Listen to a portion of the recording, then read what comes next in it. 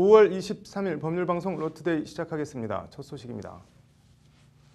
110억 원대 뇌물과 350억 원대 다스 횡령 등 모두 16개 혐의로 구속 기소된 이명박 전 대통령에 대한 첫 재판이 오늘 서울중앙지법에서 열렸습니다. 이 전 대통령은 모두 발언에서 나는 오늘 비통한 심정으로 이 자리에 섰다며 혐의를 모두 부인하는 취지로 진술했습니다. 오늘 로투데이는 이명박 전 대통령 첫 공판 특집 뉴스로 전해드리겠습니다.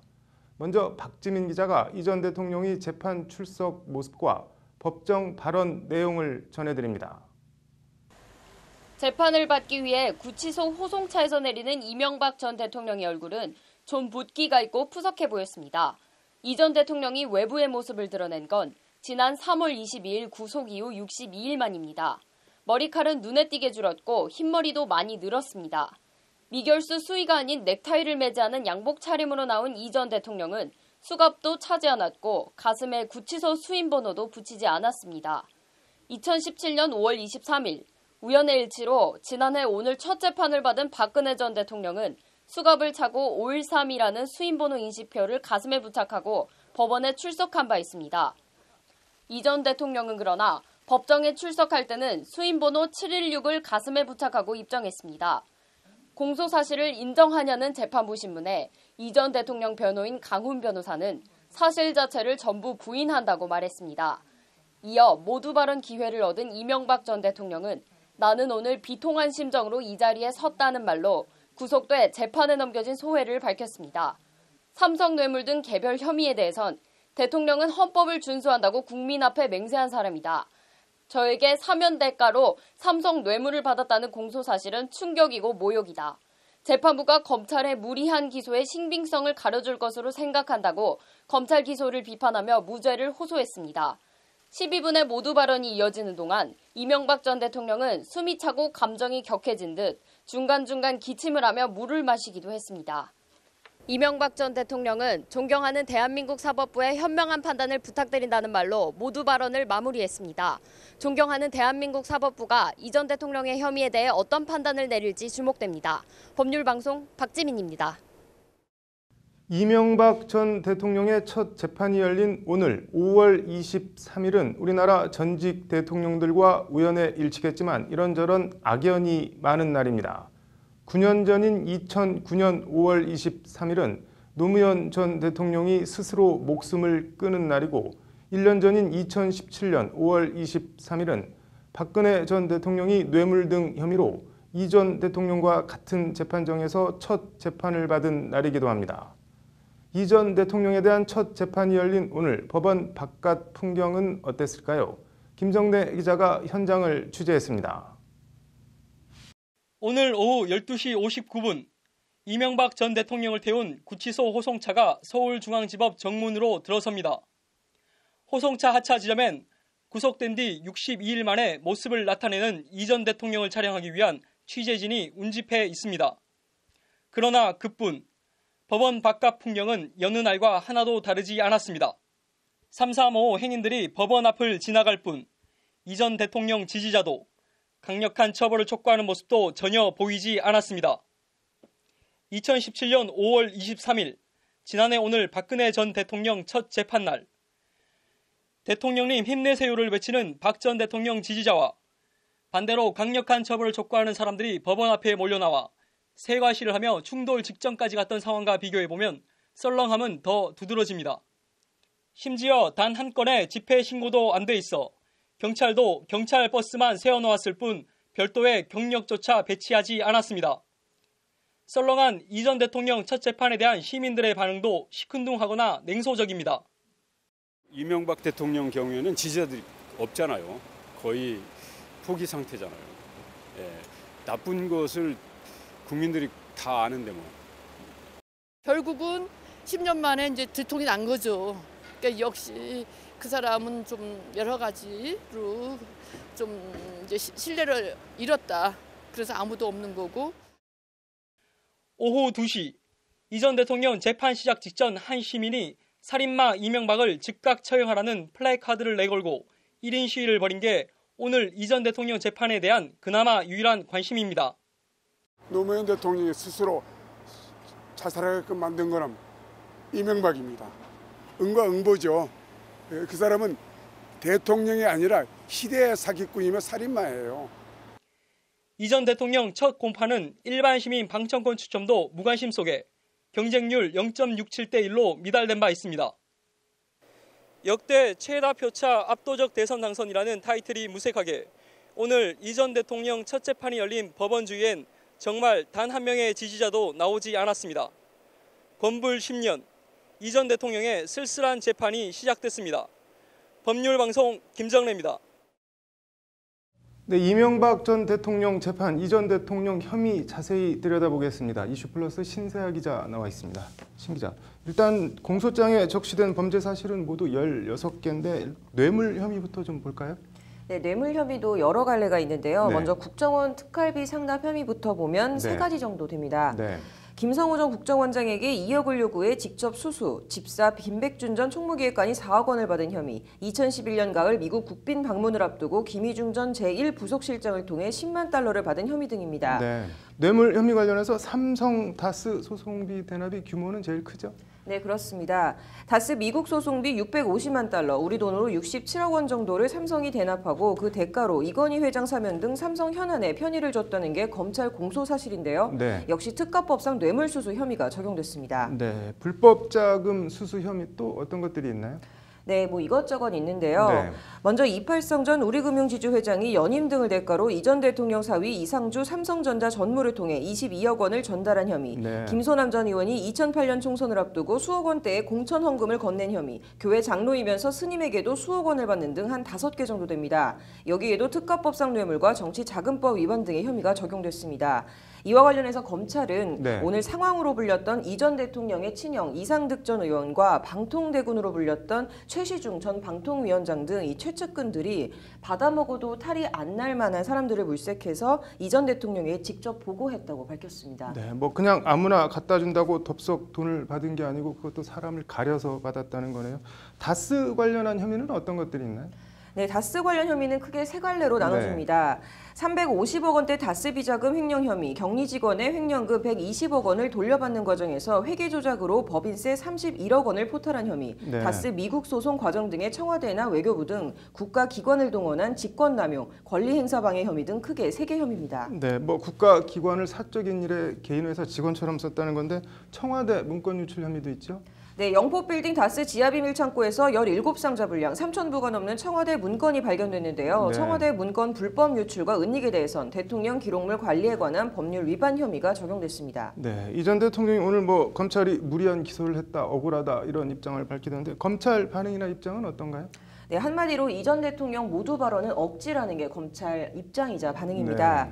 다스 횡령 및 탈세는 특검 사건 고발 관련해서 혐의가 드러났고 삼성 뇌물은 직권남용 수사 과정 중 여타 뇌물수수도 국정원 뇌물수사 중 혐의가 드러났다. 인위적 수사 방향 등 설정한 적 없다고 밝히는 등 네. 무리한 수사와 기소라는 이 전 대통령 주장을 일축했습니다. 네, 뭐 관건은 뭐니 해도 다스 실소유주 입증일 것 같은데 어떤가요?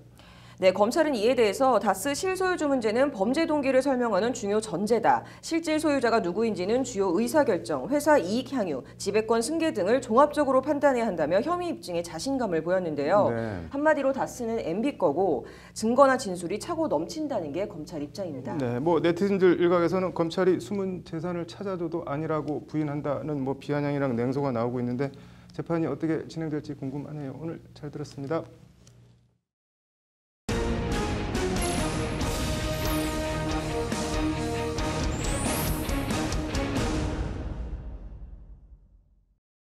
네, 이명박 전 대통령의 모두 발언을 통해서 이 전 대통령 변호 전략을 유추해봤습니다. 로인사이드 장한지 기자 나와 있습니다. 장 기자, 앞서 잠깐 전해드렸는데 이 전 대통령 모두 발언 내용 좀 더 소개를 해주시죠.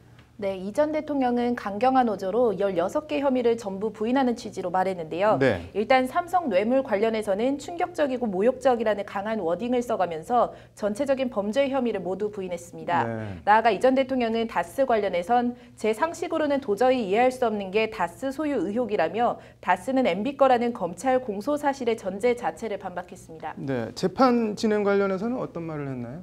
네, 이 전 대통령 측은 앞서 검찰이 제출한 이제 재반 증거에 대해 모두 동의한다는 입장을 밝힌 바 있습니다. 네. 이에 대해 이 전 대통령은요. 네. 변호인들은 검찰의 증거를 부동의하고 증인들을 재판에 출석시켜 진위를 다투고자 했다. 증인 대부분이 저와 밤낮 없이 일했던 사람이 많다. 고심 끝에 증거를 다투지 말아달라고 부탁했다고 증거 동의 배경과 취지를 설명했습니다. 네. 혐의는 전부 부인하지만 증거엔 모두 동의한다. 어떻게 보면 모순적 발언인 것 같은데 어떤가요?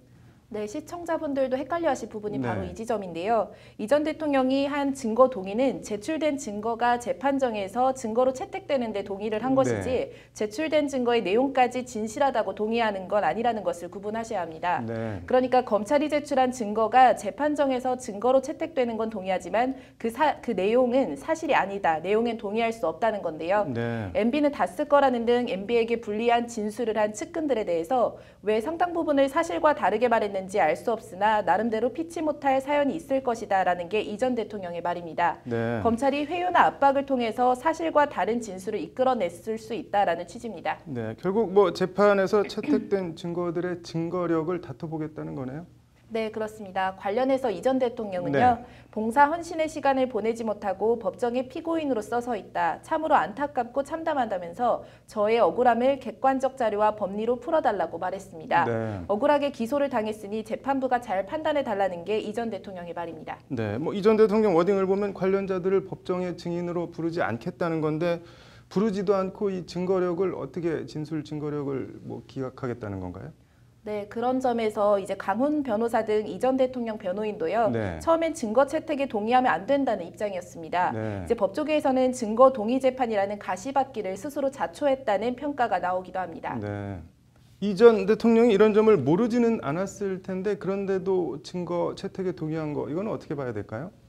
네, 일단 명분은 내가 맞네, 네가 맞네, 옛날 부하들과 다투는 참담한 모습을 보일 수는 없다는 건데요. 네. 이건 말 그대로 액면상 명분으로 보이고 네. 이제 증거 부동의를 해서 법정에서 다퉈봤자 기존 진술을 뒤엎기는 힘들 거라는 현실적인 판단을 한 것으로 보입니다. 네. 검찰이나 재판부 신문 과정에서 기존 혐의를 강화하거나 다른 새로운 혐의들이 더 나올 수도 있고요. 한마디로 괜히 일만 커진다, 긁어 부스럼 만들 필요 없다 이런 판단을 한 것으로 네. 보입니다. 결국 진술만 있고 증거는 없다. 그나마 진술이라고 하는 것도 신빙성이 떨어진다는 주장을 하면서 재판부에 무죄를 호소하는 전략으로 보이는데요. 네. 객관적 자료와 법리로 풀어달라는 오늘 이 전 대통령의 모두 발언이 이런 전략을 압축해서 보여주는 발언이 아닌가 싶습니다. 네, 뭐 이 전 대통령 의도대로 흘러갈지 지켜봐야겠네요. 오늘 잘 들었습니다.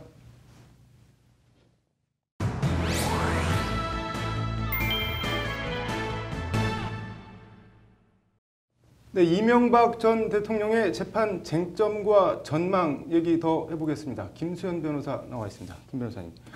일단 국정원 특수활동비 같은 경우는 이건 뭐 처벌 대상이 아니다 이렇게 이 전 대통령은 주장을 하고 있는데 이 재판 쟁점이 어떻게 될까요? 그러면? 네, 특수활동비는 정보 및 사건 수사 그리고 이에 준하는 국정 수행 활동에 직접 소요되는 경비라고 정의가 됩니다. 네. 따라서 이 특성상 영수증 처리를 안 해도 되는 경우가 있고 따라서 눈먼 돈이라고 불리는 경우도 네. 있는데요. 따라서 실제 재판에서는 이명박 대통령이 금액을 실제로 받았는지 여부 그리고 실제 받은 금액을 1억 원은 인정했는데 네. 이것이 이명박 전 대통령이 주장하는 것처럼 대북 공작 즉 어떤 국정 수행 활동에 진짜로 사용되었는지 여부가 문제가 될 것으로 보입니다. 네. 다스 삼성 미국 소송비 67억 원 대납. 이건 어쨌든 이 전 대통령이 직접 받은 거는 아니잖아요. 이런 거 같은 경우는 재판에서 쟁점이 어떻게 되나요? 결국 쟁점은 다스의 실소유자가 이명박 전 대통령이냐 하는 것입니다. 네. 다스의 실소유자가 이명박 전 대통령이라는 점이 입증이 된다고 하면 결국 다스의 소송 비용을 삼성이 대납해 준 것이 이명박 전 대통령에게 네. 뇌물을 수수한 것으로 인정이 되기 때문에 검찰이 공소 제기한 혐의가 그대로 인정이 되는 것으로 되기 네. 때문인데요. 다스 340억 횡령 이런 거 같은 경우도 그러면 실소유주랑 연관이 되겠네요. 이것도 말씀하신 것처럼 다스의 실소유자가 이명박 전 대통령이냐, 즉 이명박 대통령이 다스와 어느 정도 연관이 되어 있는지 그리고 이 다스의 법인 자금을 실제로 횡령을 해서 어디에 사용을 하였는지 여부가 쟁점으로 될 것으로 보입니다. 네, 유죄가 일부라도 인정이 되면 형량이 어떻게 되나요? 네, 이것도 말씀드린 것처럼 기본적으로 지금 액수가 굉장히 큽니다. 따라서 가중 처벌되는 특별법이 적용이 되게 되는데요. 네. 우선 특가법상 뇌물죄는 그 액수가 1억 원 이상이기만 해도 무기징역 또는 10년 이상의 유기징역에 처하게 됩니다. 네. 또 특경법상 횡령죄는 금액이 5억 원 이상 50억 원 미만인 경우에는 3년 이상의 유기징역, 네. 그리고 50억 원 이상이면 무기 또는 5년 이상의 유기징역에 처하게 됩니다. 네. 결국 이 관련된 혐의 중 하나라도 인정되고 또 그 액수가 크게 인정이 된다고 하면 물론 무기징역까지는 나오진 않겠지만 상당히 중한 형을 피할 수 없을 것으로 보입니다. 네. 뭐 전직 대통령들이 개인 비리 혐의로 재판받는 거 이제 앞으로 정말 그만 나왔으면 좋겠네요. 오늘 잘 들었습니다. 이어서 법조계 소식 전해드리겠습니다. 대법원은 오늘 고영한, 김창석, 김신 대법관 후임 임선을 위한 대법관 후보 추천위원회를 구성해 41명의 천거자에 대한 정밀 심사에 착수했다고 밝혔습니다. 심사 대상 천거 후보자는 고이영 부장판사 등 현직 법관 33명과 김선수 변호사 등 비법관 8명으로 구성됐습니다. 박근혜 정부 국정원 댓글 사건 수사와 재판을 방해한 혐의로 기소된 남재준 전 국정원장이 오늘 1심 선고 공판에서 징역 3년 6개월을 선고받았습니다. 재판부는 국정원이 조직적으로 정치와 선거에 개입한 민주주의와 헌법의 근간을 훼손한 중대범죄라고 선고 사유를 밝혔습니다. 회고록에서 5.18 민주화운동 당시 희생자 명예를 훼손한 혐의로 기소된 전두환 전 대통령의 첫 재판이 오는 28일 예정대로 광주지법에서 진행됩니다. 전 대통령 측은 고령이라 거동이 불편하다며 재판부를 서울로 바꿔달라고 요청했지만 법원은 이를 받아들이지 않았습니다. 대한변협이 다음 달 2일 변호사연수원에서 오전 9시 30분부터 오후 6시 20분까지 제249기 도산법 특별연수를 실시합니다. 이번 특별연수는 변호사 의무연수 전문 8시간이 인정됩니다. 5월 23일 법률방송 로투데이 마치겠습니다. 시청해주셔서 감사합니다.